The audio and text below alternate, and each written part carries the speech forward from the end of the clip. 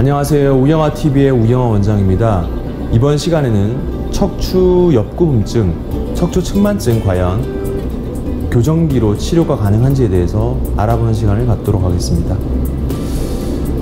척추 측만증, 최근에 척추 옆구분증으로 이름이 바뀌게 되었는데요.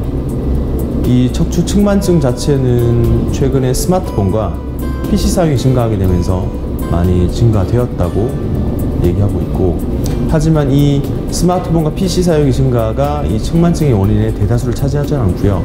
대부분의 요통의 원인이 되지 측만증의 원인은 90% 이상이 특발성이 질환입니다.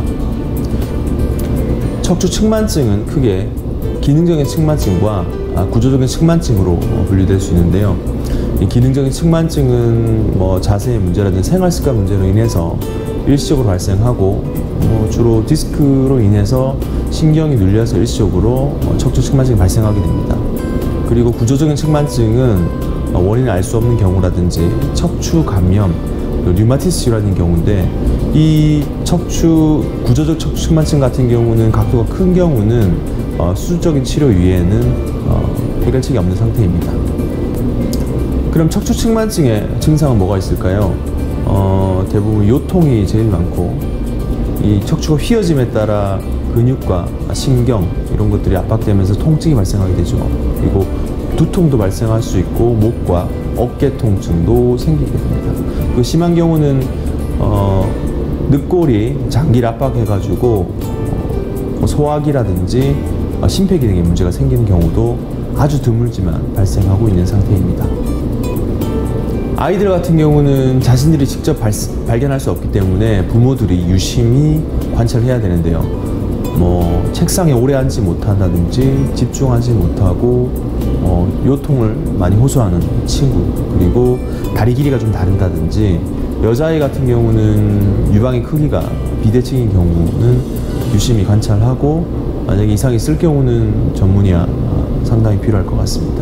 이 척추 측만증의 진단 기준은 엑스레이상 10도 이상 구워져 있고, 이에 척추체의 회전 배정이 반드시 동반되어야 척추 측만증으로 진단할 수 있습니다. 척추 측만증의 치료에 대해서 알아볼까요? 25도 미만 같은 경우는 대부분 수영이나 스트레칭 같은 거와 함께 생활 습관 교정을 통해서 완화될 수 있지만, 45도 이상인 경우는 수술적인 치료를 시행할 수밖에 없게 됩니다. 그래서 25도 미만 같은 경우는 대부분 도수치료, 물리치료, 인대강화 주사 이런 걸 통해서 보존적 치료를 시행하고, 25도 이상 같은 경우는 보조기, 교정기를 시행하는데, 이게 교정기 같은 경우는 22시간 동안 풀타임을 착용하는 것과 야간에 8시간만 착용하는 야간 보조기가 있습니다. 근데 보통 이 성장기 어린이 같은 경우는 10시에서 3시 사이에 도파민이 많이 방출되기 때문에 그 기간만 착용하게 된다면 효과가 있는 걸로 알려져서 저는 주로 야간 보조기만 착용을 권유하고 있고요. 45도 이상 같은 경우는 수술적인 치료 외에는 답은 없고, 수술은 한 번에 시행하고 금속을 제거하는 경우는 없습니다. 척추 측만증이 인체에 미치는 영향은 요통이 제일 많죠. 중년기에는 일반인에 비해서 2배 이상 발생하고, 그리고 척추관 협착증도 발생하고요. 그리고 늑골이 심하게 장기를 압박하는 경우 심폐기능이라든지 소화기계 장애도 있긴 한데, 그거는 아주 좀 드문 케이스에 해당합니다.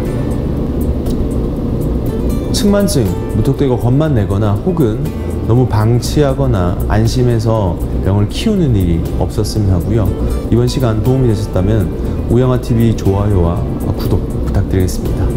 감사합니다.